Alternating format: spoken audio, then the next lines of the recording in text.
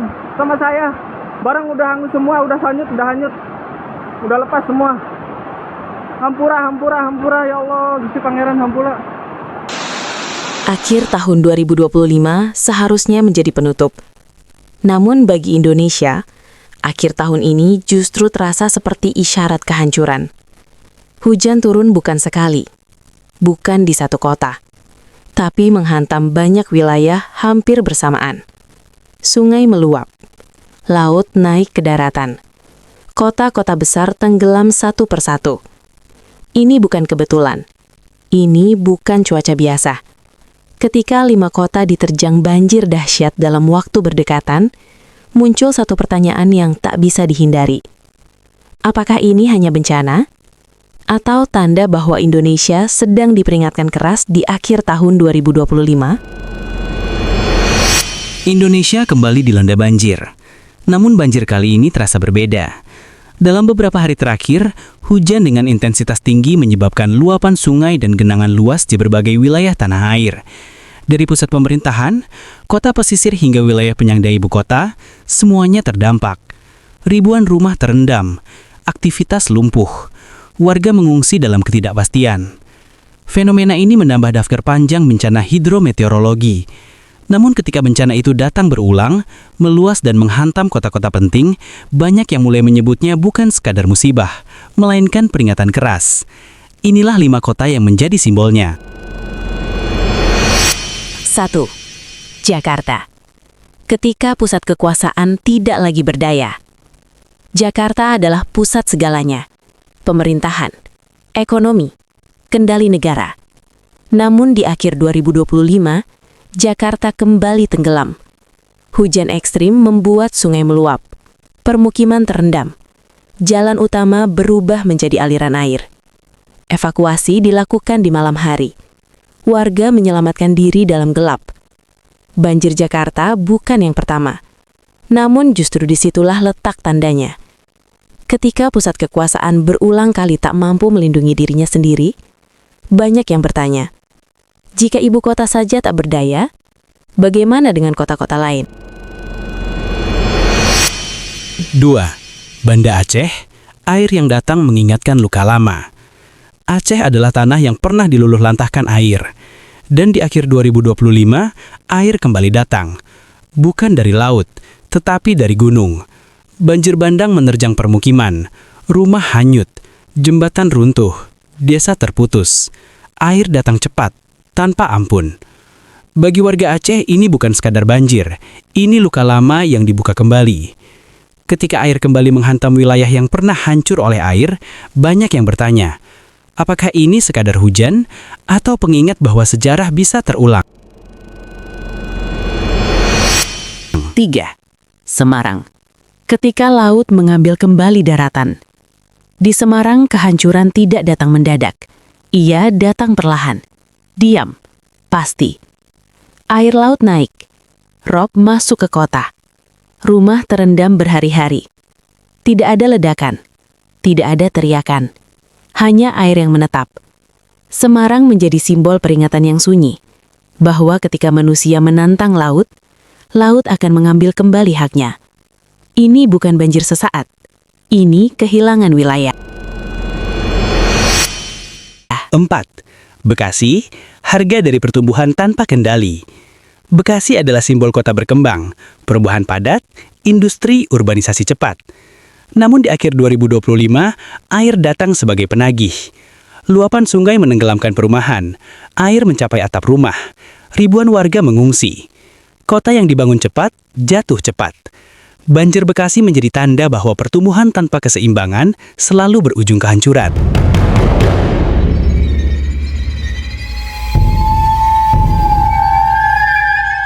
5. Pekalongan.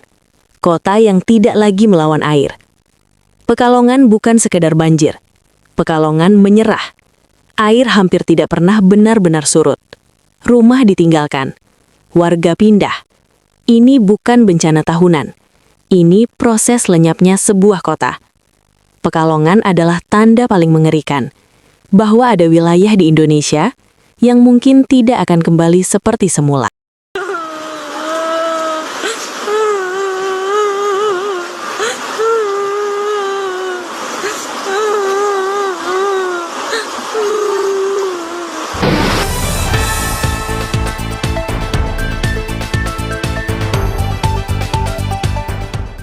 5 kota, 5 banjir dahsyat, terjadi di akhir 2025. Apakah ini kutukan? Atau tanda kehancuran yang datang ketika peringatan terlalu lama diabaikan? Ketika sungai dipersempit, ketika hutan dikorbankan, ketika laut ditantang, dan kota dibangun tanpa hikmat, maka air akan datang bukan sebagai musuh, tetapi sebagai pengingat keras. Akhir tahun 2025 mungkin akan dikenang, bukan sebagai akhir dari satu tahun, tetapi sebagai awal peringatan besar. Karena jika tanda ini masih diabaikan, maka 5 kota ini hanya permulaan, dan kehancuran tidak akan bertanya siapa yang siap.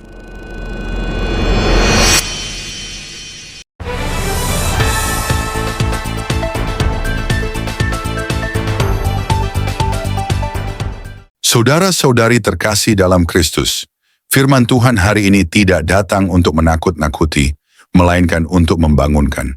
Di tengah dunia yang merasa aman oleh teknologi, kekuasaan, dan pembangunan, Tuhan kembali mengingatkan bahwa tidak ada fondasi yang kokoh jika ia tidak menjadi dasarnya. Alkitab berkata, sebab itu setiap orang yang mendengar perkataanku ini dan melakukannya, ia sama dengan orang yang bijaksana, yang mendirikan rumahnya di atas batu. Kemudian turunlah hujan, datanglah banjir, melandalah angin, lalu melanda rumah itu, tetapi rumah itu tidak rubuh. Matius 7 ayat 24 dan 25. Hujan turun, banjir datang, angin melanda, bukan untuk bertanya siapa yang paling kuat, tetapi siapa yang membangun hidupnya di atas Kristus. Firman Tuhan juga mengingatkan kita, apabila aku menutup langit sehingga tidak ada hujan, atau apabila aku memerintahkan belalang memakan hasil bumi, atau apabila aku menurunkan penyakit sampar di antara umatku, dan apabila umatku yang atasnya namaku disebut merendahkan diri, berdoa, dan mencari wajahku, lalu berbalik dari jalan-jalannya yang jahat, maka aku akan mendengar dari sorga dan mengampuni dosa mereka, serta memulihkan negeri mereka. 2 Tawarikh 7 ayat 13 dan 14. Saudara-saudari, pemulihan selalu dimulai bukan dari langit, melainkan dari pertobatan hati. Akhir zaman bukan hanya soal tanda-tanda di alam, tetapi soal sikap umat Tuhan. Yesus sendiri berkata, karena itu berjaga-jagalah, sebab kamu tidak tahu pada hari mana Tuhanmu datang. Matius 24 ayat 42. Berjaga-jaga bukan berarti hidup dalam ketakutan, melainkan hidup dalam ketaatan. Bukan sibuk menebak waktu, tetapi menu setia menjalani panggilan. Kiranya akhir tahun 2025 tidak hanya meninggalkan catatan bencana, tetapi melahirkan umat yang kembali pada firman. Karena ketika dunia diguncang, Tuhan sedang memurnikan imannya. Dan ketika segala sesuatu yang dapat digoncangkan tergoncang, hanya satu yang akan tetap berdiri. Yesus Kristus tetap sama, baik kemarin maupun hari ini, dan sampai selama-lamanya. Ibrani 13 ayat 8.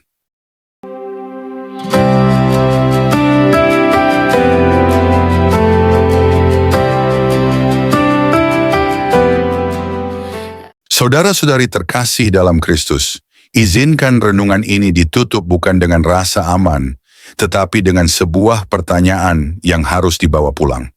Jika hujan terus turun, jika air terus naik, jika dunia terus diguncang, apakah iman kita ikut tenggelam atau justru berdiri lebih kokoh? Firman Tuhan berkata, aku telah meletakkan di Sion sebuah batu penjuru, batu yang terpilih dan berharga, dan siapa yang percaya kepadanya tidak akan dipermalukan. 1 Petrus 2 ayat 6. Tanda-tanda zaman bukan diberikan agar kita sibuk menebak akhir, melainkan supaya kita memeriksa arah hidup. Karena yang akan diuji di hari-hari terakhir bukanlah seberapa banyak yang kita bangun, melainkan di atas siapa kita membangunnya. Yesus mengingatkan, apakah gunanya seorang memperoleh seluruh dunia, tetapi ia kehilangan nyawanya? Markus 8 ayat 36. Maka ketika dunia berkata, ini hanya bencana, iman bertanya lebih dalam. Apakah ini saatnya kembali? Karena bisa jadi air bukan datang untuk menghancurkan, melainkan untuk membongkar fondasi palsu. Dan ketika semua yang bisa digoncangkan, hanya satu yang akan tetap berdiri. Langit dan bumi akan berlalu, tetapi perkataanku tidak akan berlalu. Matius 24 ayat 35. Jadi sebelum tahun ini benar-benar berakhir, sebelum tanda-tanda ini berlalu begitu saja, dengarkanlah satu hook terakhir ini. Jika ini adalah peringatan, apakah kita masih menundanya atau sudah siap menjawabnya?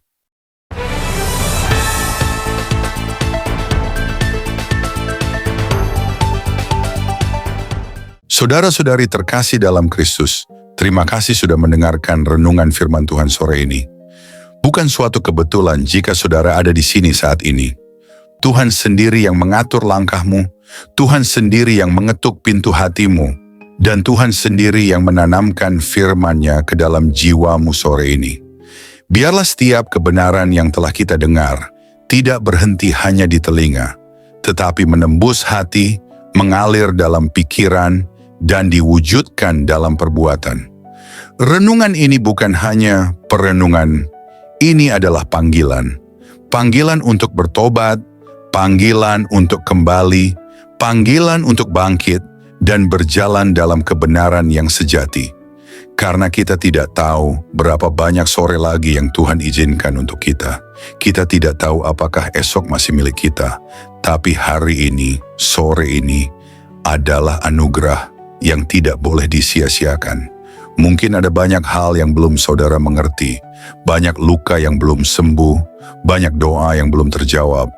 Tapi percayalah, Tuhan tidak pernah tutup telinga terhadap jeritan jiwa yang jujur, dan tidak pernah tutup mata terhadap air mata yang jatuh dalam diam. Tinggallah dalam kasih-Nya, berjalanlah dalam terang-Nya, dan peliharalah imanmu sampai akhir. Sore ini mungkin telah berakhir, tetapi firman yang telah tertanam dalam hati kita, biarlah itu terus tumbuh, menguatkan, menyucikan, dan membentuk kita menjadi serupa dengan Kristus. Bukan hanya hari ini, tapi sampai hari di mana kita bertemu muka dengan Dia yang kita imani. Jangan lelah melakukan yang baik. Jangan menyerah meski badai belum reda. Tetaplah percaya bahwa Tuhan tidak pernah melepaskan tangan-Nya dari orang-orang yang berharap kepadanya. Sampai jumpa di renungan firman Tuhan berikutnya. Tetap setia, tetap menyala dalam kasih, dan tetap berjalan bersama Sang Gembala Agung, Yesus Kristus yang hidup dan akan datang kembali. Tuhan Yesus memberkati saudara semua. Mari kita berdoa. Terima kasih Tuhan Yesus. Terima kasih untuk sore yang penuh anugerah ini. Untuk setiap napas yang masih Kau izinkan berhembus dalam tubuh kami. Untuk setiap detik yang Engkau beri, agar kami bisa duduk diam di hadapan-Mu, mendengarkan suara-Mu melalui firman yang hidup, yang menusuk hati, yang mengguncang jiwa, namun juga mengobati luka, dan mengangkat kami dari kejatuhan. Tuhan Yesus, sore ini kami datang bukan hanya membawa telinga kami, tapi membawa seluruh keberadaan kami ke hadapan tahta kasih-Mu. Kami datang dengan hati yang kadang kotor, pikiran yang sering goyah, dan semangat yang mulai padam. Tapi firman-Mu sore ini membangkitkan kami kembali. Engkau berbicara bukan hanya lewat huruf dan kata, tapi lewat roh yang menghidupkan. Kami tahu Tuhan, seringkali kami mengabaikan suara-Mu. Kami terlalu sibuk dengan dunia, terlalu sibuk mengejar yang fana, hingga lupa bahwa Engkaulah sumber kehidupan sejati.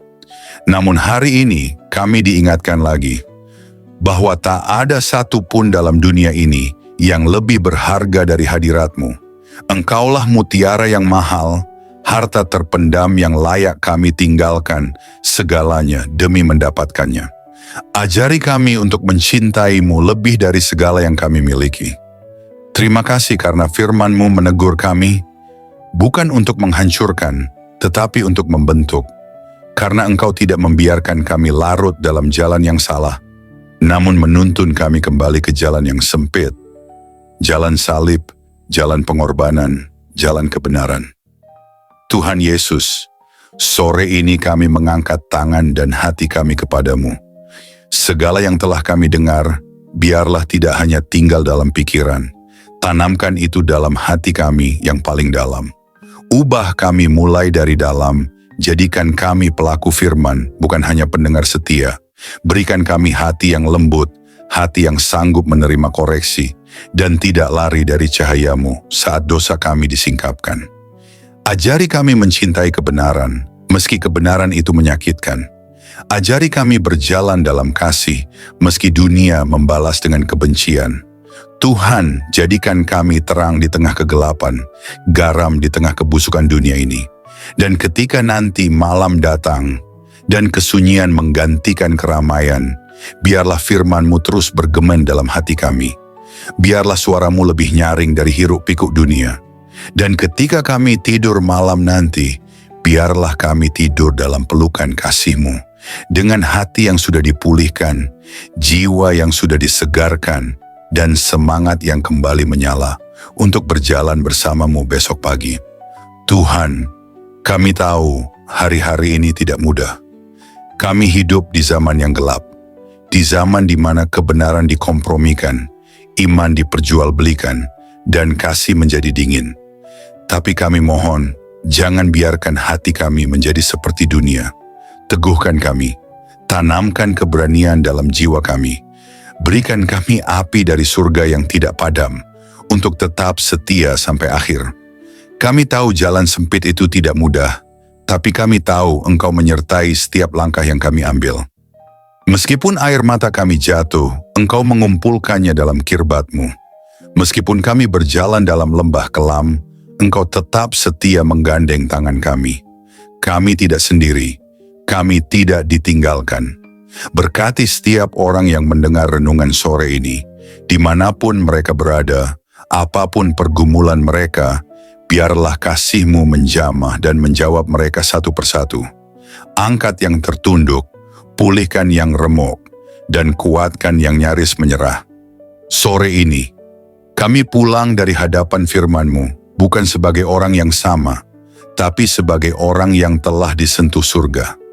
Kami pulang dengan damai, kami pulang dengan harapan baru, kami pulang dengan keyakinan bahwa Engkau tetap berdaulat di atas segala hal yang tidak kami mengerti.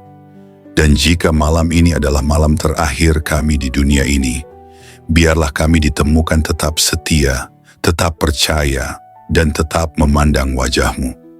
Kami rindu saat Engkau datang kembali, Tuhan. Kami rindu melihat langit terbelah, malaikat meniup sangkakala, dan Engkau turun dengan kemuliaan. Jadikan kami mempelai yang siap.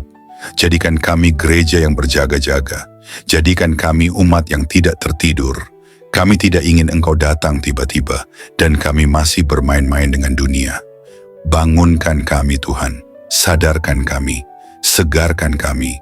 Dan kuduskan kami hari demi hari. Terima kasih Tuhan Yesus. Segala pujian hanya bagi-Mu, segala kemuliaan hanya bagi nama-Mu, dan segala hidup kami hanya bagi kehendak-Mu. Dalam nama Tuhan Yesus Kristus, Tuhan yang hidup, Tuhan yang akan datang kembali, kami menutup renungan sore ini dengan penuh syukur dan kerendahan hati. Amin. Mari kita berdoa. Bapa kami, Bapa kami yang di sorga, dikuduskanlah nama-Mu. Datanglah kerajaan-Mu, jadilah kehendak-Mu di bumi seperti di sorga. Berikanlah kami pada hari ini makanan kami yang secukupnya. Dan ampunilah kami akan kesalahan kami, seperti kami juga mengampuni orang yang bersalah kepada kami. Dan janganlah membawa kami ke dalam pencobaan, tetapi lepaskanlah kami daripada yang jahat.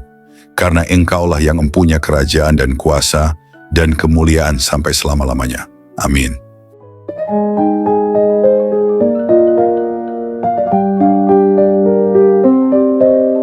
Saudara-saudari terkasih dalam Kristus, terima kasih banyak atas kesetiaan saudara-saudari mengikuti renungan firman Tuhan sore ini sampai selesai. Semoga setiap firman yang telah kita dengar, setiap pesan yang telah menyentuh hati, dan setiap doa yang telah kita panjatkan bersama, sungguh-sungguh menjadi kekuatan dan penghiburan bagi hidup saudara di hari-hari yang penuh tantangan ini. Kiranya firman Tuhan hari ini menanamkan keberanian dan keyakinan dalam hati kita semua, bahwa tidak ada keadaan yang luput dari kuasa Allah. Dalam kegelapan dunia yang semakin pekat, marilah kita tetap menjadi terang yang memancarkan kasih, kebenaran, dan pengharapan yang hanya datang dari Tuhan. Jangan pernah menyerah, sebab Tuhan berjalan bersama kita, menuntun langkah kita, dan membukakan jalan saat kita merasa terjebak dan buntu.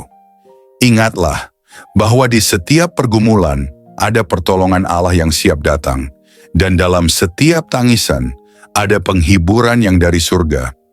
Kami mengajak saudara-saudari untuk terus membagikan berkat ini kepada orang-orang yang membutuhkan. Jangan ragu untuk like, subscribe, komen, dan bagikan renungan ini. Dengan begitu, berkat firman Tuhan dapat menyebar luas, menjangkau lebih banyak jiwa yang haus akan kasih dan kebenarannya. Teruslah teguh dan kuat dalam iman, jadilah saksi hidup yang membawa damai dan sukacita dari Kristus dimanapun saudara berada. Jangan lupa untuk tetap membuka hati dan pikiran dalam setiap renungan berikutnya, karena Tuhan masih punya banyak firman yang luar biasa untuk diberikan kepada kita. Sampai bertemu lagi di renungan firman Tuhan sore berikutnya, dengan harapan dan doa agar Tuhan selalu menyertai langkah saudara-saudari semua, melindungi, memberkati, dan menguatkan dalam setiap keadaan. Tuhan memberkati. Amin.